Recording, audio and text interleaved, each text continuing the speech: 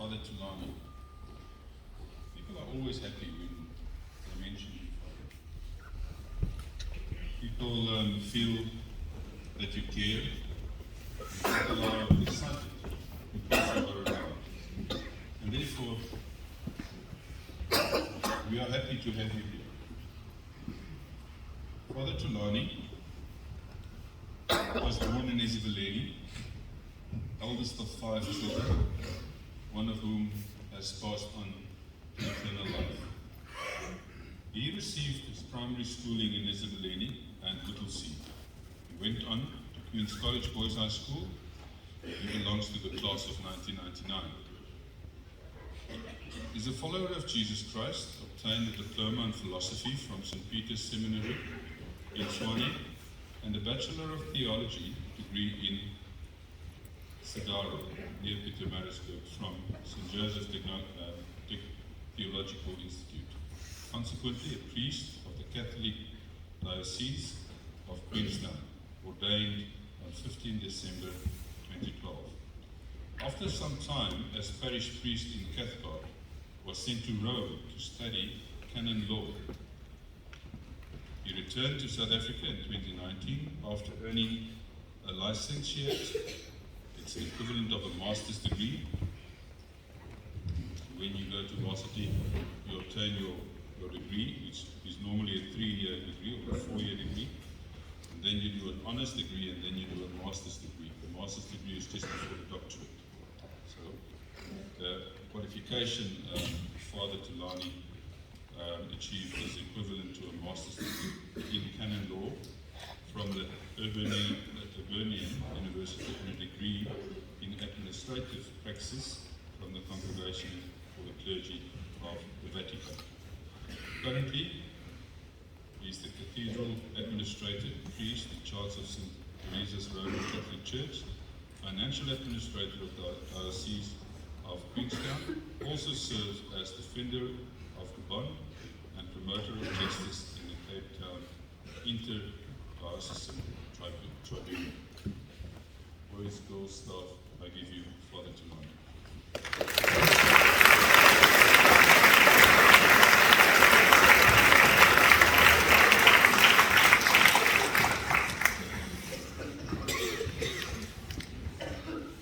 Thank you very much.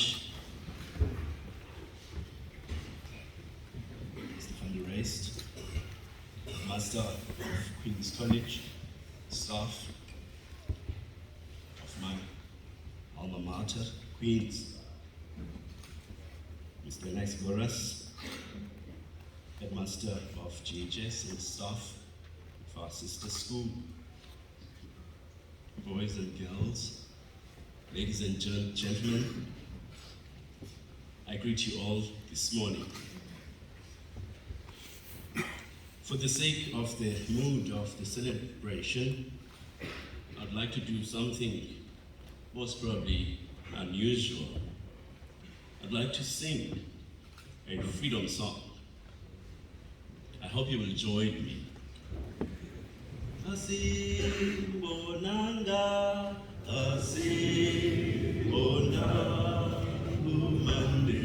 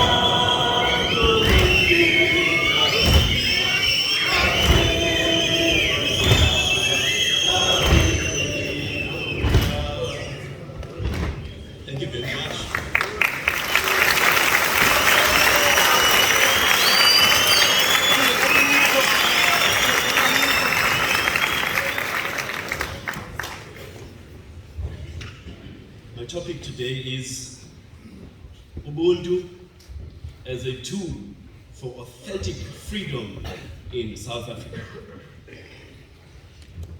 As a way of beginning my reflection, I would like to tell you an anecdote. I went to the United States of America last year in August to raise money for my diocese, my church. There, I had to visit a number of schools.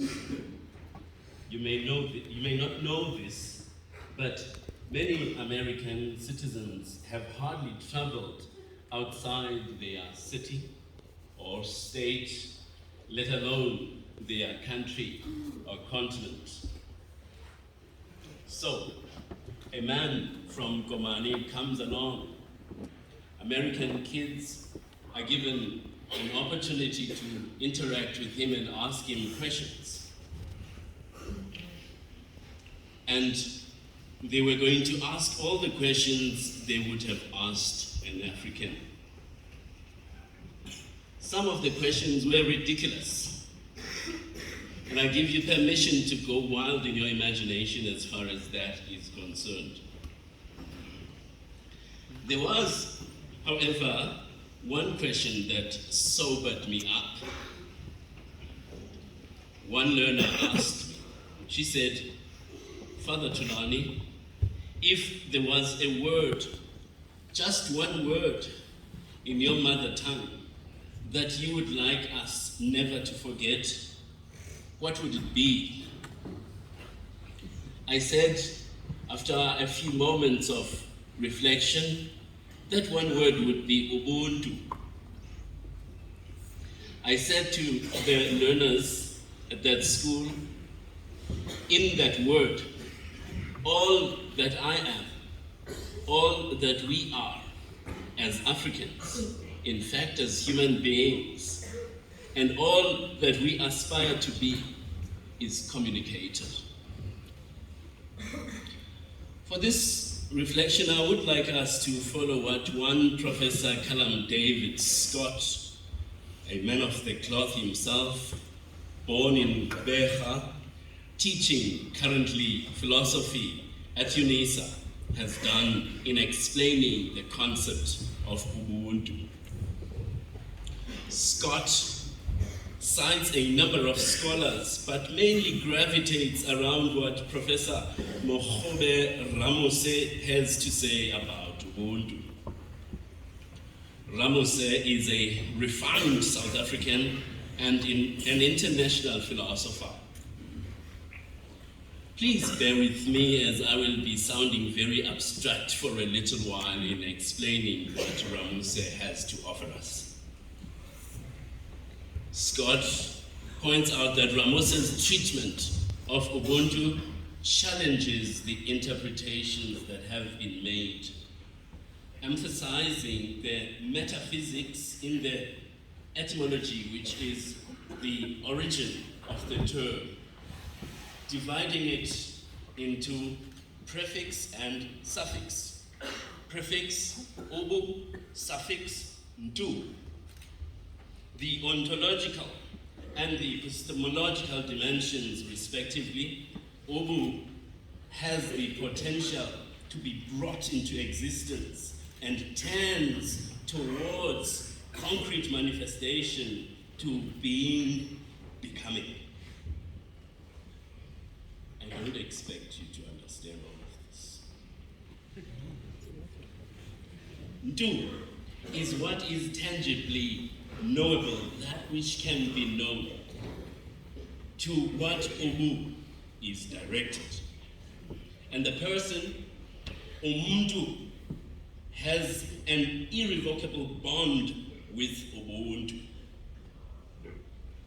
as the being able to consciously reflect upon being that becomes, on Ubuntu from within the human experience. Ubu is inseparable from umuntu. As the saying expresses, umuntu ngumuntu ngabantu. Loosely translated, I am because we are. Ramose continues to teach that Ubuntu has to be understood as having 3 legs, as the quote that my grandmother would have used. He says the one leg represents those who have gone before us. Another leg represents the living, and the last leg represents those who are yet to be born. He says Ubuntu accepts the possibility of changeability and change, not in a random manner, but by facing the situation as it unfolds from the perspective of doing good and avoiding evil. He says the good of today will always be an orientation towards the better of tomorrow. And the better of tomorrow becomes an obligation to the better or the best even of the future. Ramose says Ubuntu is inviting you and me to understand that ethical life, ethical living is a lifelong journey. To help us understand that, we need to consider Ubuntu as it unfolds in the story of our freedom here in South Africa. In the South African context, we know that freedom means generally moving from apartheid to a free and democratic South Africa. This calls to mind the first leg of Ubuntu, those who have gone before us. You can allow any of the names of those who have gone before us to come to mind. Mam Lilian Boy, Mam Albertina Sisulu. You can recall Dado Robert Mangali Sosupe, Oliver Reginald Tambo, Chris Ani, or Steve Van Vigo as examples of Ubuntu belonging to the first leg. But today, I would like to bring to your attention one shining example of Ubuntu also belonging to that first leg. That is a South African known to me personally. He was my teacher of homiletics when I was training for the priesthood at St. Joseph's in Cedara. His name is Father Albert Nonda. Born in Cape Town in 1934, in a lower middle class family, 4th generation South African of Irish origin. Young Dennis Nolan worked as a bank clerk after finishing school until he joined the Order of Preachers in 1954. Taking the name Albert, most probably from St. Albert the Great, he completed his studies for the priesthood at St. Nicholas Priory in Stellenbosch, near Cape Town. Before completing doctoral studies at the Pontifical University of St. Thomas Aquinas, which we call the Angelical in Rome. Because Albert, considered the cost of publishing his thesis a waste of money, the degree was never conferred. Undeterred, Albert returned to his home country, South Africa, to teach theology at the Dominican House of Studies, from which he had graduated. He combined his teaching with serving as a chaplain to Catholic students at the overwhelmingly white and Afrikaans-speaking Stellenbosch University of the time. He also, in the 1970s onward, served as a chaplain and advisor to the young Christian students and young Christian workers. His reputation as a preacher grew. Occasionally, he even had opportunities to preach on national radio. Father Nolan's responsibilities as chaplain broadened in 1973 when he was made National Chaplain of the National Catholic Federation of Students, at a time when even liberal-minded student movements were on the rise, generated by the rise of the Black Consciousness movement, started in 1979 by the late Steve Ubuntu. The movement encouraged Black pride and self-reliance with a view to political liberation.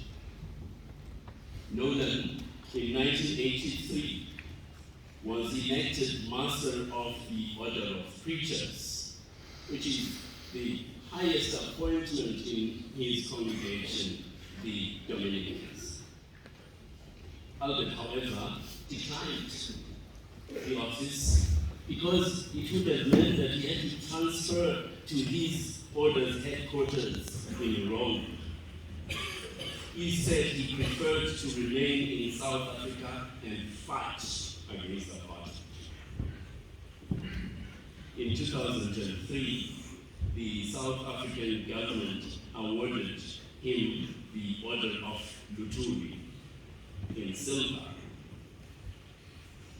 in recognition of his lifelong dedication to the struggle for democracy, human rights, and justice, and for challenging the religious dogma, including theological justification of apartheid.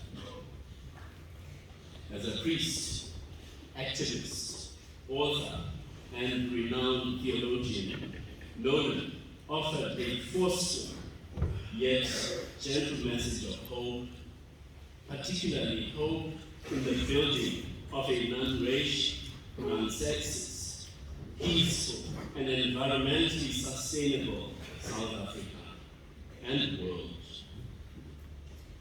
Nolan died on the 17th of October last year, peacefully in his sleep in Johannesburg. I was very privileged to have just telephoned him a few days before. He was a shining example of the first leg of Ubuntu. The sacrifices that Albert made in the South Africa before this have immensely contributed in the good of a free and democratic South African project.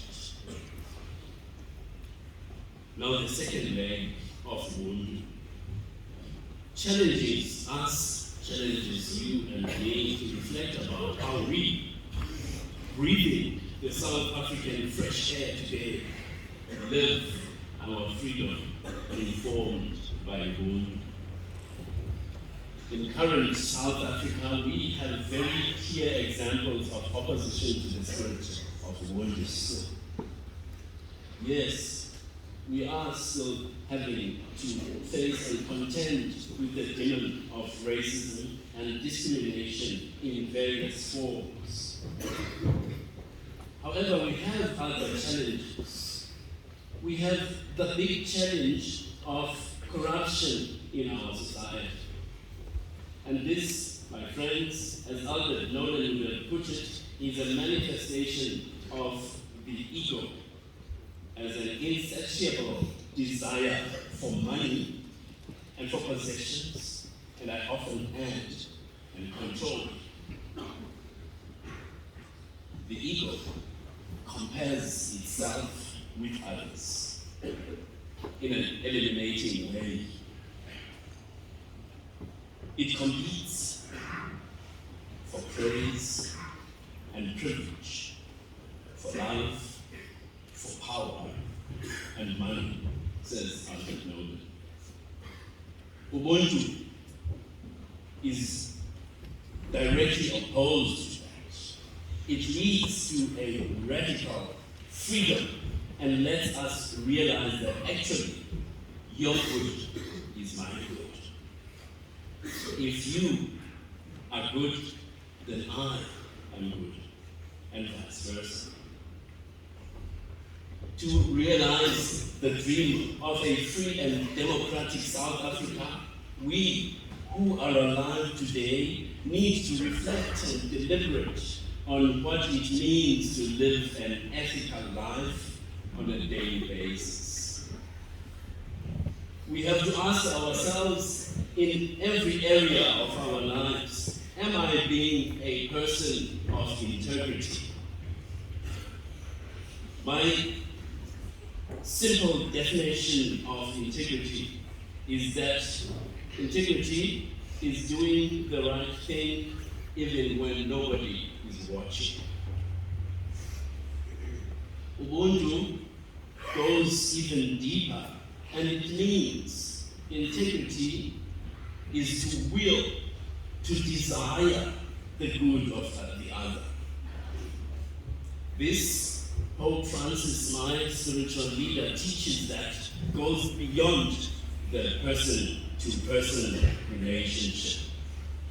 It considers the good of the environment even. We need to be kind, not just to one another as human persons, but also to the environment and take care of it. It means we need to be fierce and more vocal in our fight against littering, against pollution, and all destructive behaviors towards the environment here and now. But it means that if at a school like Queen's College, you know that you shouldn't litter, it means that you need to reflect. We need to reflect about how do we teach children in another school on the other side of the Komani River how to live that way. This is not just good for you and me now. It is good for the next generation too. That is Ubuntu. Ubuntu means the good that was done by people like Albert Noble meant that it was going to have an impact in our today's South Africa.